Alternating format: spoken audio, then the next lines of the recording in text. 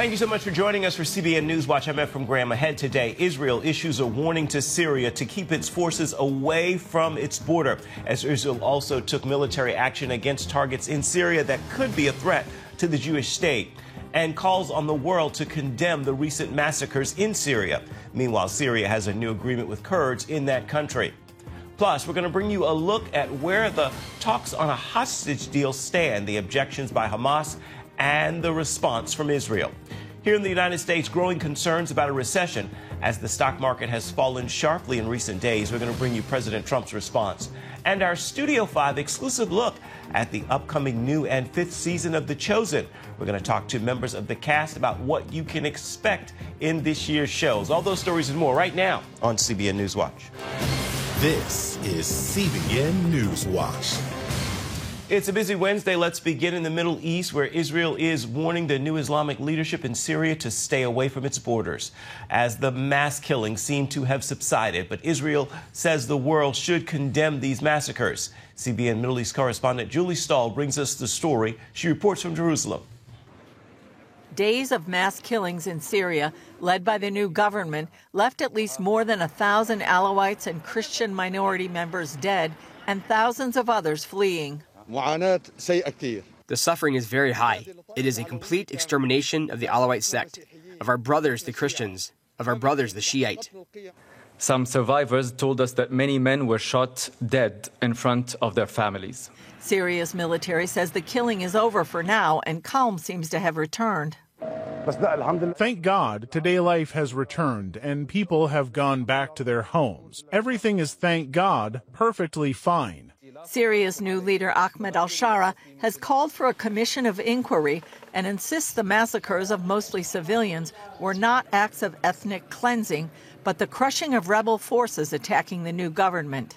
While much of the world's media ignored these mass killings, Israel blasted the radical Islamists now in charge of Syria. The international community must come to its sense about the regime in Damascus. It's actually about jihad. This is a massacre the whole world should condemn. This is what an ethnic cleansing really looked like. Israeli forces struck dozens of Syrian military targets Monday night that could prove a threat to the Jewish state. IDF Chief of Staff Eyal Zamir toured the new buffer zone his troops have set up on Mount Hermon and Syrian territory around it. Israel warned Syria's new Islamist government to keep its forces away from Israel. We are concerned about those jihadist monsters committing a massacre and ethnic cleansing of Jews and Druze within our borders. We will not allow the formation of jihadist threat on our borders with Syria. But in a sign it's trying to at least appear more moderate, Syria's radical Islamist government signed a deal this week with leaders of the huge Syrian Kurds minority, which had been repressed by the former Assad regime. The agreement marks a significant step towards unifying Syria, putting an end to the country's 14 years of fracture. Kurds and their allies are celebrating. All the people are happy, and they're all one hand. Kurds, Christians, Assyrians, and all other sects. We are all brothers in one country. Meanwhile, in Qatar, President Trump's Middle East envoy Steve Witkoff is pushing to extend the ceasefire in Gaza another 60 days, with Hamas immediately releasing 10 of the more than 20 hostages who remain alive. But Hamas is pushing back, still insisting on negotiations to end the war permanently, with the terror group apparently still armed and in charge of Gaza. Witkoff and Israel both insist Hamas has to give up its civilian and military power there for the war to end. Julie Stahl, CBN News, Jerusalem. And our CBN Middle East Bureau Chief Chris Mitchell joins us now from Jerusalem. So, Chris, what more have we learned about the massacre in Syria, and what do we know about what really happened? Well, we know we're still getting some horrific scenes of slaughter of the Alawites and some Christians as well. Some people estimate more than 10,000 have actually been slaughtered in the last week or so. Videos encouraging killing on sight of any of these Alawite families or members.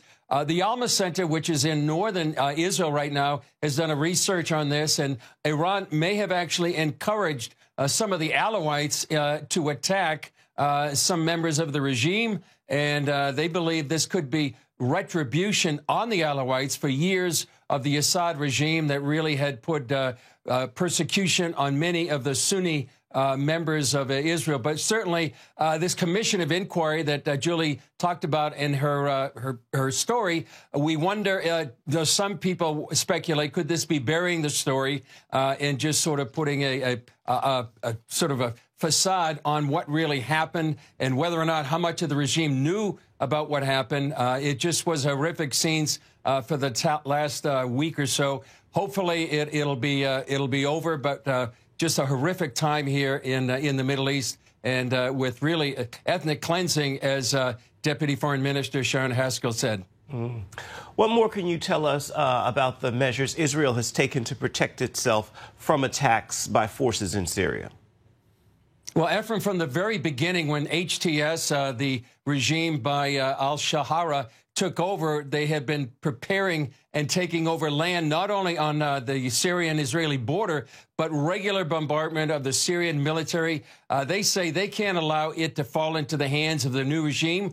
They understand there's no hiding from the Israeli point of view that what this represents. The Israeli Air Force has been attacking military sites, military headquarters, and especially weapons in southern Syria.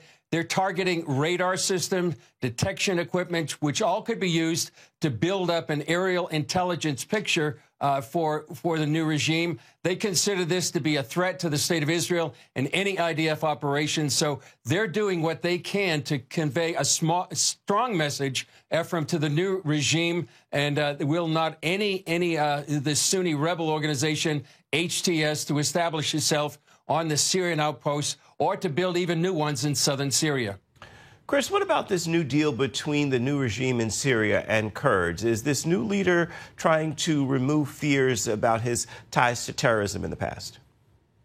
Well, that's what some people are concerned about. Actually, this deal, this agreement took some people by surprise. And it's important to understand, Ephraim, what is going on in northeast Syria and what has happened in the last 14 years or so. And what happened was that during the Syrian civil war, the Assad regime pulled out of that part of Syria, and what replaced it was actually one of the bright spots in the whole Middle East. It was a governance really that was democratic and involved all of the ethnic groups there in that area: the Kurds, the Christians, Arabs, and Muslims. It really had become a bright spot. And now this deal, which actually has been approved by the United States, the UK, Germany, and France, apparently is incorporating northeast Syria into the new regime. Some people are concerned maybe they were going to lose autonomy, and would it kind of put a facade over al-Jilani's past? But it really marks a significant step with the idea of trying to have a more unified and inclusive Syria. We'll see what happens, Ephraim. It won't be implemented until the end of 2025, and each party could withdraw if necessary. Let's shift the conversation now to Israel and the hostage deal. What's the latest? Well, as Julie said in her report, Steve Witkoff is going to Doha in Qatar, and it's the latest round of negotiations. The idea would have 10 more hostages for a 60-day ceasefire. We know at least right now there's 24 hostages that still remain alive, 35 that are still in Hamas control, we presume are confirmed dead. So that's what's happening right now. We'll see what happens with these negotiations that are going on. A lot of hope and prayers here in Israel that at least more alive hostages could be released. And really, it's been gut-wrenching over the last 6 weeks or so during these week-by-week hostage release, and especially with the Bibas family returned dead. It's been a gut-wrenching, emotional time for all of Israel. Are people in Gaza wanting to get out?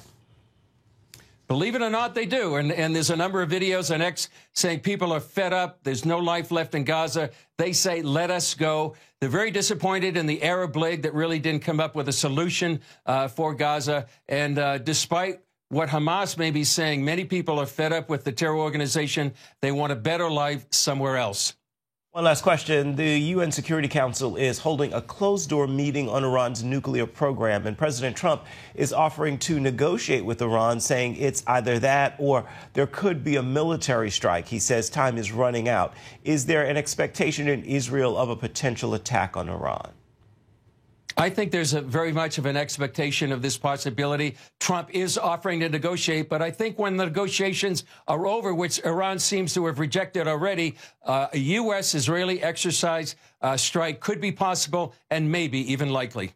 All right, our CBN News Middle East Bureau Chief Chris Mitchell, thank you as always for your insights. Good to have you back. We look forward to hearing from you in the days ahead. Coming up here at home, stocks are falling amid concerns the economy might fall as well into a recession. But President Donald Trump is offering a more optimistic outlook. We're going to have that story for you when we come back. You are watching CBN NewsWatch.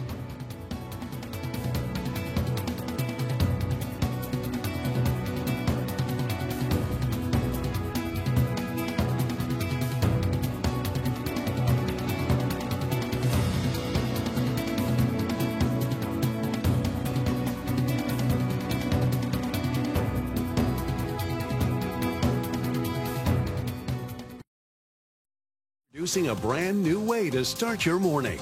Get your daily quick start from CBN News. A quick read on the important news of the day delivered right to your inbox. Stay current on breaking news, politics, and entertainment. Discover how God is moving around the world and here at home. Plus, get exclusive stories and daily scripture encouragement just for you. Stay informed. Go to quickstart.news and subscribe today. Welcome back to CBN NewsWatch. Worries about a possible recession here in the United States as the stock market has been falling, and many analysts are concerned about a potential trade war after President Donald Trump has imposed tariffs on multiple countries. But as Lori Johnson reports, the president is trying to calm economic fears. Since Monday, the market has dropped more than 1,300 points amid growing concerns of a recession. President Trump told reporters he does not believe that's going to happen. He made the comment alongside Elon Musk while buying a Tesla. Specifically on the recession. Yeah. Do you think there will be a recession? I don't see it at all. I think this country is going to boom. He also predicted a Wall Street rebound. Some people are going to make great deals by buying stocks and bonds and all the things they're buying. I think we're going to have an economy that's a real economy, not a fake economy. Some economists speculate the president's tariff talk triggers what investors hate most, uncertainty. Businesses really don't know what the policy is, where it's going, what's being tariffed, what's not being tariffed, and it's frustrating. And when they don't understand, what they tend to do is they just pull back. They come out of the market. The president has announced tariffs on goods from Mexico and Canada, but then put some on hold. A 25% tariff on all steel and aluminum imports goes into effect Wednesday. And our steel and aluminum industries have actually applauded these tariffs because, again, they know it's going to grow their industry here. It's going to allow them to export more steel that is made right here in the United States with American workers. But they're creating tension with trading partners. The European Union announced countermeasures that will go into effect April 1st, but is open to negotiation. Ontario's premier announced a 25% surcharge on electricity exports to the U.S. when President Trump threatened to increase the tariff on Canadian metal to 50%. Canada suspended the surcharge. Threats going back and forth, tit for tat. I've agreed to suspend temporarily, and we always have that tool in our toolkit, until we sit down over the next day or two. I'll be heading down to Washington. Business owners feel they'll pay the price for tariffs. In Asheville, North Carolina, brewery owner Adam Charnock says the cost of aluminum cans needed for his beer will go up. Our cost of goods have gone up. Our cans have already gone up in price. Bottom line is going to eat into a good part of our profits. Still, President Trump is optimistic about the long run. Speaking to about 100 CEOs from America's largest companies, President Trump touted America's new business-friendly economy. But hundreds of billions of dollars is being invested. That wouldn't have happened if I didn't win the election, number one. And I think, number two, the tariffs are having a tremendously positive impact. They will have, and they are having. He said tariffs will bring back manufacturing to America and boost the economy. Lori Johnson, CBN News. Still ahead, our Studio 5 exclusive first look at the upcoming 5th season of The Chosen. We're going to hear from members of the cast about what we can look forward to. It's all coming up right after this.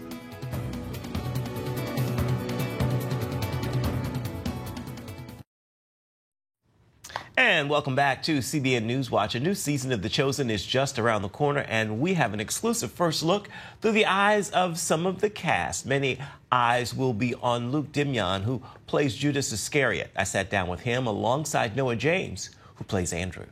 Oh, Jerusalem, Jerusalem. You can run on for a long time. Season 5 begins, and we find Andrew, fill in the blank. It's so funny because the way that season 4 ends, there is a lot of tension walking into Jerusalem. And not to spoil anything, as we walk in, I mean, I think a lot of people know sort of what that entry into Jerusalem is like.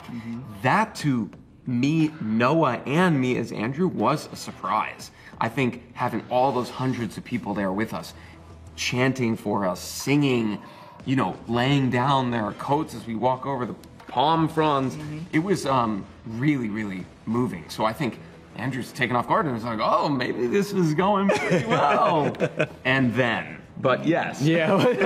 For the first big 10 minutes of the season, Andrew's in a good place. What troubles you, Judas? This could have been given to the poor. This could have been used for anything. Supplies, shelter, things we need. But this is a waste. And Judas? Oh, hype. I think at the end of season 4, there's a lot of conflict in Judas. And at the beginning of season 5, with the sight of the crowds and multitudes gathered in Jerusalem, I think any of that frustration or doubt has been quelled with pure adrenaline and excitement that it's finally come. The moment he's been waiting for. Jesus, as the Messiah, has entered Jerusalem, is about to take his rightful place. He's not the Messiah! God's gonna cut you down. Luke, how familiar were you with Judas's role in the story before coming to The Chosen? I was very familiar. I grew up very familiar and having read the Bible, and even at a very young age, I was curious and always questioning why the hate on this guy who obviously felt so bad for what he did, the thing that we hate him for, that he sadly committed suicide. And that never just sat right with me, the kind of blind distaste we had for him, because whenever I read that story, I just saw a missed opportunity in an entire dogma that's supposed to be about forgiveness and rebirth from the misdeeds that you've done, to look at someone who had the opportunity to have the biggest redemption arc and to lose that's a tragedy to me. That's not someone to hate, that's someone to mourn.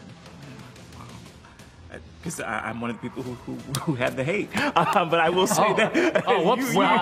Anyway, you enjoy this. You better lose that hate now. But you made him, or make him, so much more human that I'm saying, oh, wow, yeah. Yeah. I mean, he is human. He's not someone who came from betraying people to be like, all right, who's my next victim? Jesus of Nazareth. Yes. Like, he fully believed, he loved Jesus, he loved his fellow disciples, and he just needed something that he thought Jesus couldn't give him. And I don't know if you've ever been in a state of anxiety, a state of fear, where you want to keep your bases loaded, you need to have some security in your life, that you make a bad decision, financially, socially. It's almost instinct. And it's regretful. But I just think it's sad that most people don't realize how familiar that feeling can be, and how easily it is to separate them from something so human. What have you done?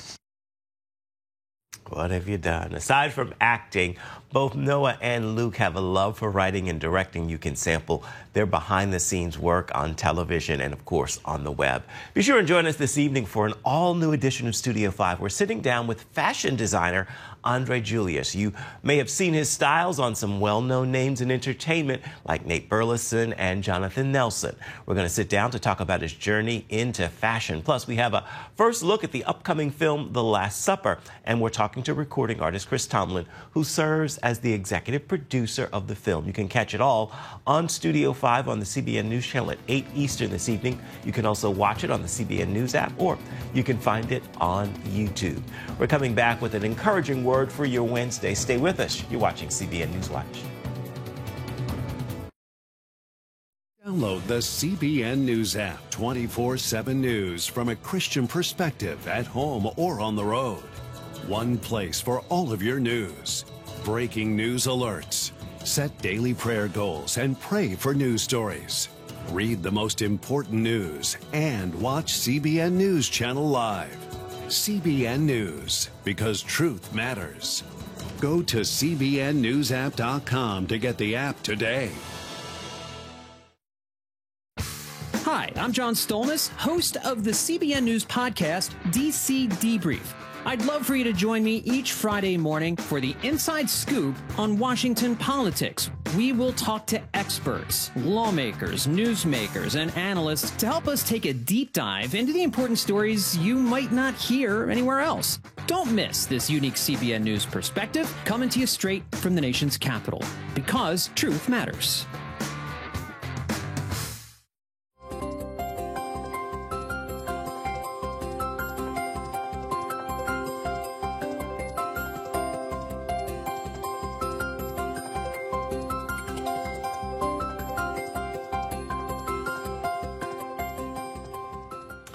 Time now for your Wednesday word, and today's word is life. Consider this. Science may add years to your life, but Jesus Christ adds life to your years. Seek him early and seek him often, and watch the change he brings to your life. With that word, I pray you have a wonderful Wednesday and a wonderful rest of the week.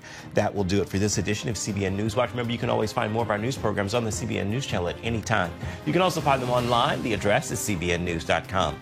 Take a moment. Let us know what you think about the stories you've seen here today. You can email us, newswatch@cbn.com. And, of course, you can reach out and touch us on Facebook, Instagram, and X, formerly known as Twitter. We'll see you back here tomorrow.